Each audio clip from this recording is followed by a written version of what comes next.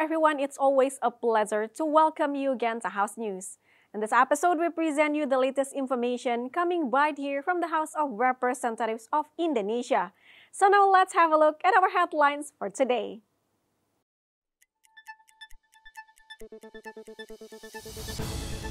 The leadership of the House emphasized strengthening food security in South Sumatra as part of President Prabowo Subianto's strategy to achieve food self-sufficiency by 2027. Vice Chair of Commission 11 highlighted the slow progress of the 2025 subsidy and compensation budget. However, he remained optimistic it would reach 99% by the end of the year. Deputy Speaker reminded the public to be cautious of overseas job offers outside official channels. He said the government has prepared protections and financing schemes for migrant workers. Commission 10 through the Ad Hoc Committee on Cultural Heritage Preservations emphasized protecting cultural heritage could maintain Indonesia's identity and promote national culture. Indonesia has wrapped up its participations at the World Expo 2025 in Osaka, Japan on a high note, bringing home the prestigious Silver Award for Exhibition Design. In a working visit to South Sumatra, Vice Speaker of the House encouraged stronger collaborations between central and regional governments to enhance agricultural sectors. South Sumatra is among the national priorities in the Food Self-Sufficiency Program. Vice Speaker of the House Saan Mustafa stated the Food Self-Sufficiency Program aiming to achieve national food independence by 2027 should not only focus on purchasing farmers' grain or setting fair-based prices, but also prioritize the development of road and irrigation infrastructure. Therefore, the central government's budget allocation of around 760 billion rupiah for South Sumatra should be used to improve these essential facilities. Kendala-kendala, terus juga persoalan-persoalan apa yang akan berdampak terhadap proses upaya untuk menuju ketahanan pangan bukan hanya di Sumatera Selatan tapi untuk nasional, ini yang kami DPR ingin dapatkan supaya supaya DPR nanti bisa memberikan dukungan secara maksimal. Meanwhile, the governor of South Sumatra, Herman Deru, expected more support from the central government for the upstream and downstream sectors. He emphasized agriculture irrigation development must be in line with road access improvement to ensure farmers can distribute their harvest more efficiently and get better market value. Tidak hanya berpikir tentang cetak sawah, tidak hanya berpikir bagaimana menambah produktivitas, tapi sarana hulu dan hilirnya. Hulu, irigasinya, pupuknya, dan lain sebagainya. Hilirnya, jalannya, pelabuhannya, termasuk harga yang sudah membaik. From South Sumatra, tvrparlemen reports. Commission 11 asked the government to implement subsidy policies in an accountable and evidence-based approach. This would improve the effectiveness of government spending and contribute to sustainable national economic growth. Vice Chairperson of Commission 11 of the House, Fauzi Amro, is optimistic the 8% economic growth target can be achieved through the various subsidy programs initiated by President Prabowo Subianto. He mentioned these policies play a strategic role in increasing people purchasing power because increasing household consumption would strengthen the national fiscal capacity. In addition, subsidies can be a strategy to redistribute welfare through the transfer of state budget to community in need. Ya, saya meyakini bahwa subsidi dan kompensasi ini akan ada intervensi pemerintah, bahwa pemerintah hadir di tengah-tengah masyarakat untuk membantu masyarakat lewat subsidi. Dengan anggaran kurang lebih 497, hampir 500 triliun. Terbesar anggaran subsidi ini digunakan untuk masyarakat, kepentingan masyarakat, bermanfaat bagi masyarakat, dapat meningkatkan daya beli sehingga pertumbuhan kita insya Allah ditargetkan Pak Presiden Prabowo itu 8% insya Allah di tahun 2029 menjadi kenyataan.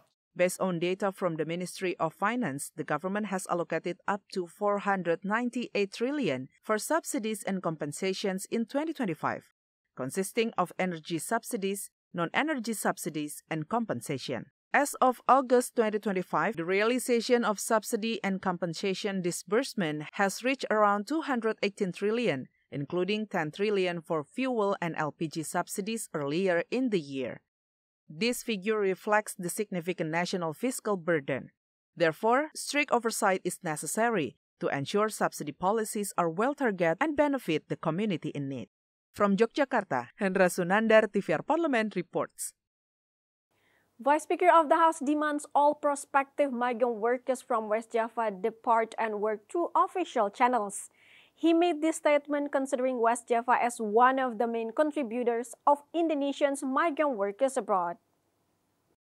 Vice Speaker for People's Welfare Cucun Ahmad Syamsurijal issued a firm warning to all parties involved in the recruitment and placement of migrant workers, especially to companies responsible for placing Indonesian migrant workers. He urged these parties not to exploit the circumstance of citizens in need of employment by sending workers through non-procedural or illegal means.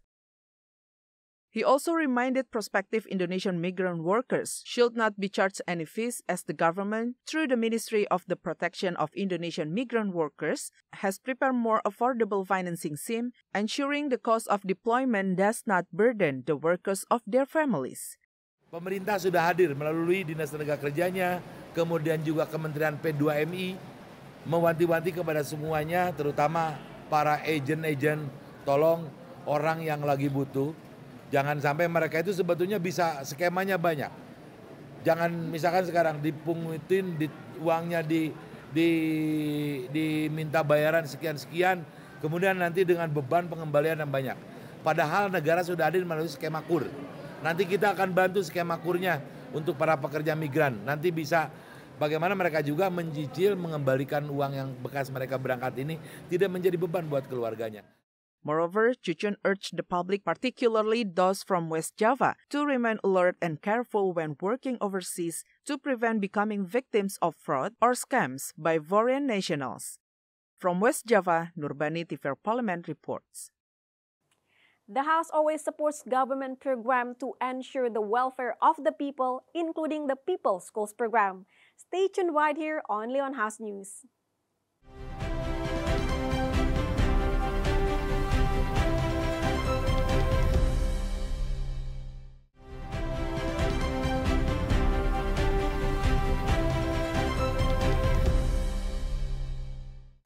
The Ad Hoc Committee on Cultural Heritage Preservation emphasized the role of regulations and governance in cultural heritage across Indonesia. Efforts should protect historical sites while providing social and economic benefits to surrounding communities. Member of Commission 10 of the House, Boni Triana, explained managing cultural heritage in local communities require effective regulations. He urged lawmakers to harmonize law on the development of culture with law on cultural heritage. Furthermore, Boni believes more comprehensive regulatory approach should be able to address social and economic issues faced by communities living around cultural heritage sites. Until now, efforts to preserve historical sites and cultural heritage have not produced a significant impact on local residents. Karena banyak wilayah cagar budaya itu di tengah-tengah masyarakat, masyarakatnya hidupnya ya di bawah garis kemiskinan, kemudian juga padahal undang-undang mengamanatkan bahwa masyarakat juga harus bisa mendapatkan manfaat dari keberadaan cagar budaya tersebut tanpa harus ya melanggar apa yang telah ada di dalam ketentuan mengenai kebudayaan itu sendiri. Sehingga di dalam panja pelestarian kebudayaan ini ingin mencari solusi mendatangkan manfaat baik untuk masyarakat maupun pemangku kepentingan. In addition to legal and regulatory frameworks, it is also necessary for officials to take an active role in managing preservation efforts, from data collection to the practical use of cultural heritage. Cross-sectoral collaboration is also expected to improve protection of historical sites and encourage the growth of cultural-based creative economies at the local level. Ferdian and Christio, TVR Parlemen report. Lawmakers have requested a comprehensive government audit and investigations into mining companies. The move follows increasing cases of mining companies failing to meet regulations, especially regarding post-mining insurance guarantees. Member of Commission 12 of the House, Julian Gunhar, said numerous mining companies have failed to renew their reclamation guarantees, resulting in mined lands that cannot be properly restored. These lands have suffered permanent damage and have contaminated surrounding residential areas. In addition, the documents submitted by the company often understate the environmental damage and the impact on the community nearby. Ada beberapa hal yang terkait dengan ketidakpatuhan pihak perusahaan ya terhadap ketentuan jaminan reklamasi pajak tambang, seperti jaminan asuransi tambang yang kadaluarsa. Terus ada juga kecelakaan kerja yang terus-menerus terjadi dan tidak dilakukan pencegahan ataupun untuk penanganan yang serius dari pihak perusahaan, bahkan melibatkan badan bencana daerah. Dan juga kita melihat bahwa jaminan reklamasi tambang itu kurang sesuai dengan kerusakan ekonomi atau kerusakan ekologi atau kerugian ekonomi yang diterima oleh masyarakat sekitar ya, karena kita melihat bahwa terlalu kecil jaminan reklamasi tambangnya, sementara kerusakan lingkungan yang terjadi itu begitu besar. Moreover, Gunhar pointed out strict sanctions should be imposed on mining companies that violate regulations. This includes reviewing their works plans and budget and revoking licenses for those neglecting mining rules or proper corporate governance. Ken and Kiki, tvrparlemen report. The House demands the Ministry of Social Affairs to conduct regular verifications to ensure the People's School program is implemented accurately and reaches its intended targets. Chairperson of Commission 8 of the House, Marwanda Sopang, explained the motivation of students in people's schools is influenced by their backgrounds and experiences. Education provides these students with an important opportunity to overcome poverty and build a more promising future for themselves and their communities. Therefore, Marwan asked the Ministry of Social Affairs to collect detailed data on the family background of students to ensure the program focus on its main purpose, which is providing education for vulnerable communities. Kami mendorong kepala dinas supaya coba melihat anak-anak kita yang ada di lapangan ini, yang di pasar dan lain-lain ini, sebetulnya mereka terdata dengan baik atau tidak. Kalau tidak terdata dengan baik, harus segera masuk data. Apakah itu desil 1 atau desil 2? Yang penting mereka masuk data. Kemiskinan itu bisa diselesaikan, bisa kita putus mata rantainya kalau SDM-nya anak-anak kita itu terdidik dengan baik. Kalau ini sudah selesai, kemudian nanti akan bergeser ke SD, begitu dibuka nanti SR-nya SD dan SMA di Kota Medan ini, saya berharap anak-anak yang terlantar di lapangan itu bisa ditangani. Meanwhile, member of Commission 8, Husni, highlighted the People's School initiative should be utilized effectively by vulnerable groups to achieve equitable national education and address social and geographical disparities. Anak-anak yang masuk sekolah rakyat ini adalah anak-anak yang beruntung. Mereka mendapat ilmu pengetahuan yang sangat luar biasa, makan, gizi, dan lain sebagainya. Tolong, khususnya untuk orang tua murid yang menyekolahkan anak sekolah rakyat, saya katakan anaknya beruntung. From North Sumatra, Rian Indrayana, tvrparlemen report. Australia has crowned Indomie as 2025 the best noodles. Stay tuned right here only on House News.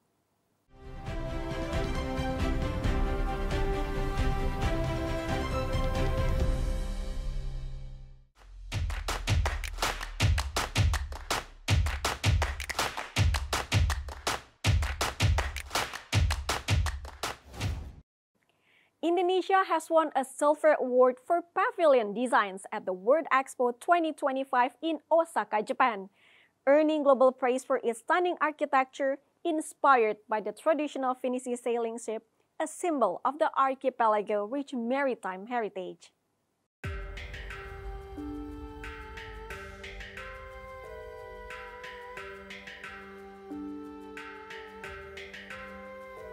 Indonesia's pavilion at the World Expo 2025 in Osaka has captured global attention and earned praise from visitors around the world. The international event, running from April to October 2025, features over 100 countries and global organizations under the main theme Designing Future Society for Our Lives. The Indonesian Pavilion became one of the most visited attractions, drawing around their 0.5 million visitors, or roughly 10% of total attendance at the World Expo 2025. Designed by architect Raden Bagus Diwangkoro, the pavilion design of a Finnish ship representing Indonesia's spirit as a maritime country and an archipelago of cultural diversity. Guests are invited to travel across the Indonesian archipelago through various installations, including a mini tropical rainforest, traditional masks from different regions, and photos of Indonesian vases representing cultural diversity. Beyond its cultural showcase, the Indonesian Pavilion also proved to be a platform for investment promotion, recording more than $28.4 billion in investment commitments across sectors such as green economy, renewable energy, infrastructure, tourism, creative industries, trade, and human capital development. Of this total, 20 memorandums of understanding, 9 letters of intent, 2 joint venture agreements, 1 joint statement, and 11 tour package sales agreements were signed.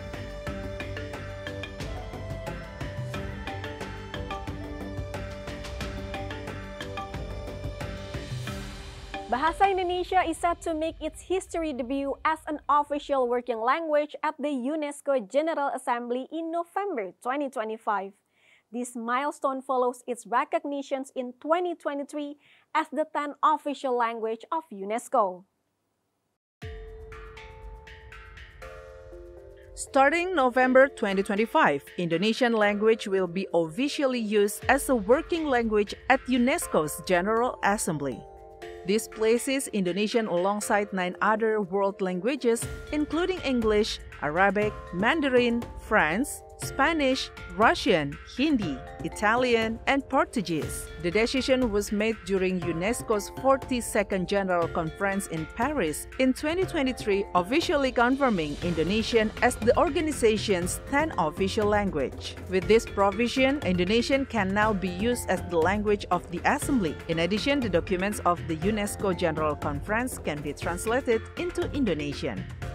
Moreover, the Ministry of Primary and Secondary Education will deliver a speech in the Indonesian language at this year's UNESCO General Assembly held in Samarkand, Uzbekistan, and also at the UNESCO headquarters in Paris, France.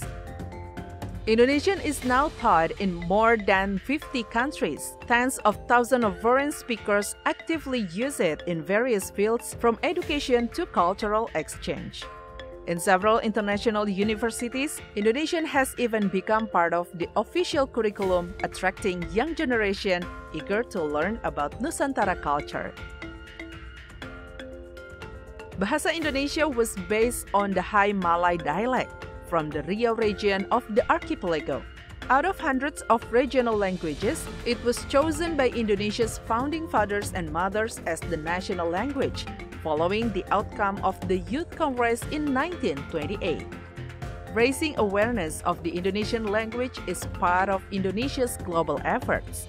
The goal is to develop international connectivity, strengthen cooperation with UNESCO, and part of Indonesia's commitment to international cultural development.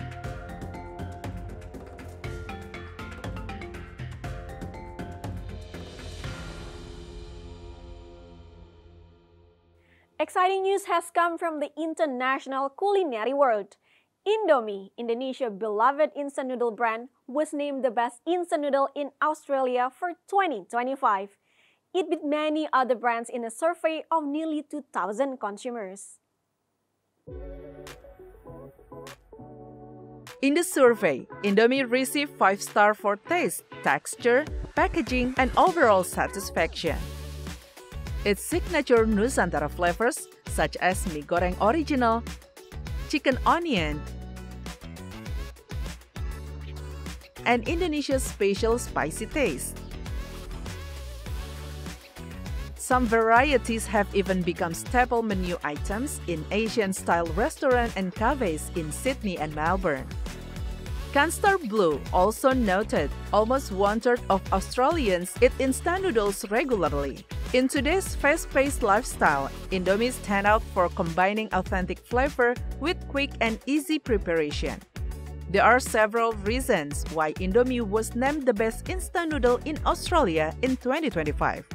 First, Indomie is known for its consistent and authentic taste, especially its mie goreng variant, which is a favorite among many. This is due to its distinctive and rich seasoning. Second, its affordable price makes Indomie superior to other imported instant noodles, offering high quality at pocket-friendly price. For many people in Australia, especially international students, Indomie is a lifesaver when they're hungry late at night or when they're short on cash. Students often make it a staple because it's convenient, quick to prepare, and affordable. Furthermore, many office workers also choose Indomie as a lunchtime snack or light dinner. In fact, Indomie is frequently present at various Asian community events in Australia, from food festivals to campus bazaar. Since its production in the early 1970s, Indomie has grown into a global brand exported to over 90 countries, including Nigeria, Egypt, Saudi Arabia, and the United States.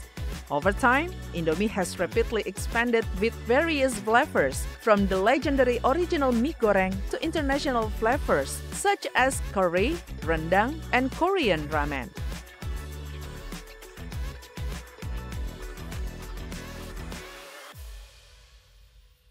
And that information wraps up our house news for today. I'm Reni Minario and all the crew. Thank you for watching. We'll see you again next time.